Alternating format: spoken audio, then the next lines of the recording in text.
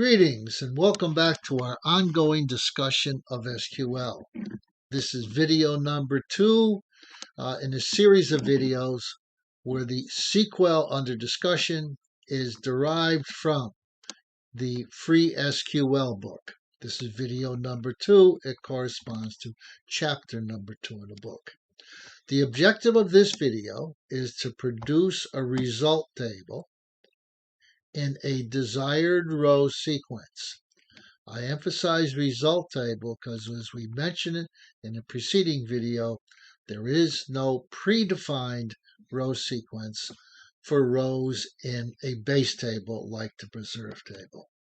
To satisfy this objective, we're going to append an order by clause to our select statement. And in fact, most of these examples will be quite simple.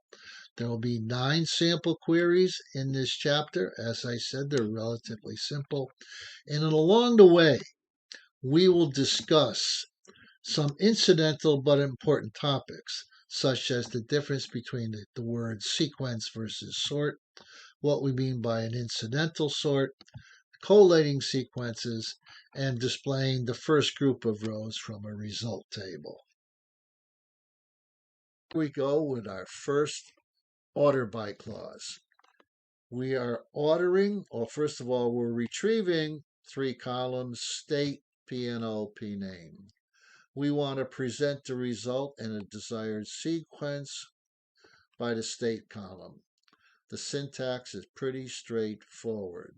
Order by and specify the column you want to sort by. Observe the first 4 rows in the result. They're all Arizona, as you would expect. Arizona appears before Massachusetts and Montana. That is the case because ascending is the default sequence, as you would expect.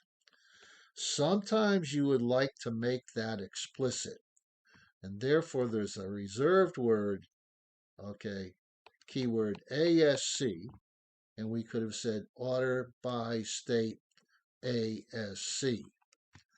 There's a know your data issue here. I think it's evident that the state is not a unique column. Therefore, we can make no assumptions about a second level sort sequence. You cannot make assumptions about other columns if you only specify one column in the sort sequence. Okay, let's sort a result by 2 columns. We're going to modify the previous query and say sort the result by P&O within state. This means state is the first level sort sequence and P&O is the second level sort sequence. And that's what we see here, order by state, comma, P&O. Now if we look at the 4 Arizona rows as an example, we see that if we look at the P&O column, we see values 5, 6, 7, and 80 in sequence, as was our desired objective. Another know your data observation. Recall that P&O is a unique column. Hence, there can be no duplicates for pairs of state P&O values, and no need to even consider, well, maybe you want to sort by a 3rd column because there's no need to do so. As you would expect, you could specify a descending sequence, and the DESC keyword serves that purpose. We retrieve with a simple select statement P&O, P-name, and acres values, but just for the Arizona rows. We say sort by the P&O column in a descending sequence. If you look at the result, the first row has a P&O value of 80, followed by 7, 6, and 5. Now, if you want to, you can specify ASC or DESC for multiple columns. Consider a bunch of columns 1, 2, 3, and 4 in some arbitrary table. We can say specify column 1 in ascending sequence, column 2 in a descending sequence, column 3 in an ascending sequence, and column 4 in a descending sequence. We'll see a similar query like that in a few minutes. Occasionally, you might want to sort by a column number. Assume you retrieve P&O, acres, and the P-name columns, and you would like to sort by the third column, which in this case is the P-name column. We bring to your attention that the column number is the column in the result table, not the underlying base table. In fact, P-name column is the second column in the preserved table, but it's the third column in this result table which it's sorted by. In general, we might discourage sorting by a column number, except for a one-time ad hoc query. Probably would not want to do that with a query, a select statement written by an application developer if that select statement were going to be embedded into some application program written in C++ or Java or whatever. But for a one-time ad hoc query, it's fine.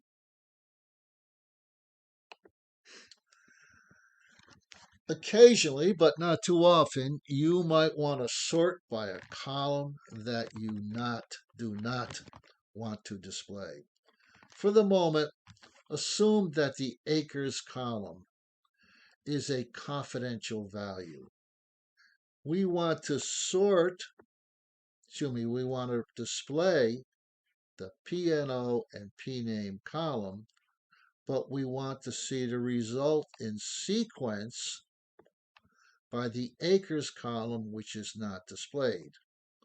Because we have a descending sequence, this tells us that the Mule Shoe Ranch Preserve has the greatest number of acres for the 14 rows in this table. All right. A better example for this would be, more realistic example, would be to go into the employee table, retrieve employee names, but we'd like to sort this where the first displayed employee is the one with the lowest salary, and we say order by salary, and again, because salary is confidential, we don't want to see it, but we see it in employee name sequence by salary sequence. Oops, went the wrong direction. Sample query 6 is the tutorial example where we just conjured up a rather contrived query to show the flexibility of the order by clause. You don't see many order by clauses like this. We want to see the state, fee, we want to see the state, fee, and P-name values in the following sequence. The state column is the primary sort key in ascending sequence. The fee column is the secondary sort key in descending sequence. And the third column, whatever it happens to be P-name, is specified in descending sequence. I'll let you figure out the result. You can eyeball this on your own time by looking at it in the textbook. All right. Some terminology, sort versus sequence. First of all, I'm going to apologize up front. I'm going to use these terms interchangeably. What I've said quite frequently in my articulation in the sample queries is to sort the rows in a result table by some particular column. This is, let's just say, not the best way to articulate this query, because sorting relates to an under-the-hood process to return the results in a desired sequence, but the system might return the rows in a desired sequence without doing a sort, which is why this is not the best terminology. A more articulate way, a more accurate way to articulate the query objective is to say display the rows in some sequence by such and such. This is better because you're stating your objective. You're stating what you want to do, not how to do it. Again, the system has multiple ways for returning a row in a desired sequence. In the future, I will continue to be too casual by saying sort the rows by such and such a column. I'm certain you can understand what I mean by that. Query 2.7 is an incidental sort. The query objective is simply display the P&O values for all preserves. Observe there's no request for a row sequence. Hence, we have a pretty simple select statement without an order by clause. Yet, if you observe the result, the rows are in sequence. Excuse me, let me get back here. An important observation about this. If there's no order by clause, you cannot make any prediction about a row sequence. In particular, this incidental sort might happen today, but it might not happen, say, tomorrow at some point in the future. That could happen for a number of reasons, which are described in the appendices, but there's no need to read those appendices.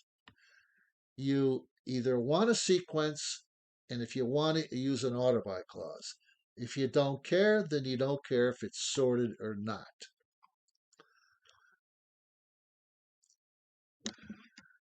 Next, we consider what we mean when we say collating sequence. The sample data in the preserved table has character string data, which is all uppercase. That applies to the state column and the p-name column. But the real world sometimes will give you uppercase, lowercase, digits, and special symbols inside a character string.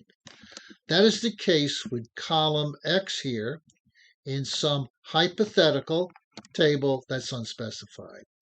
Zeke, the first name, has uppercase Z followed by lowercase letters. Jesse is all lowercase. Julie's all uppercase. The next one is a mixture of digits, 7, how it begins, then lowercase and uppercase. Then we have another mixture with Jesse and Julie and Jesse, the 3M string, and then a string that begins with some special symbols. Now, this is going to be sorted. And if we look at the result, we say, well, it looks like the special symbol was done first with the exclamation points. Then it looks like along came the digit second. Then we see some uppercase values and finally the lowercase values. That's a casual description of what we're looking at here. Now there's a problem. There's a problem, which is there's no universal agreement about what we mean by less than when we're talking about character strings. Is lowercase a less than uppercase a, or vice versa? Is the plus sign greater or less than the digit 4, etc.? So when there's no universal agreement, we say there's no universal correlation. And what's a correlation? It's a set of rules for comparing values, all right, and for sorting values. Your system probably supports multiple different correlations. There's a default with the system, and the DBA may change that default We're back to the type of discussion we had with lowercase and uppercase.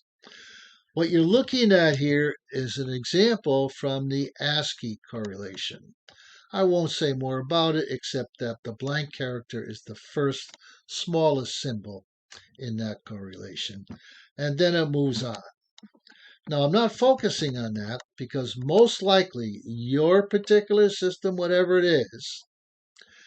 is going to have a different default correlation, which may or may not be changed. So, most people, and this is a good idea, just experiment. Find some sample data that has mixed data in your database. If you don't have any, you're lucky. You don't have to worry about it. If you do find it, then experiment with a little bit. All right. You can find out the name of the correlation if you want to. Ask your DBA. And then go ahead and read the SQL reference manual about it. Okay, enough on that. With one exception, all sample tables for the rest of these videos will only contain uppercase data. To continue that thought for character string comparison, even though we only have uppercase data here, we have a query objective that wants all the P names that follow the letter R in alphabetical sequence. Now, clearly, the South,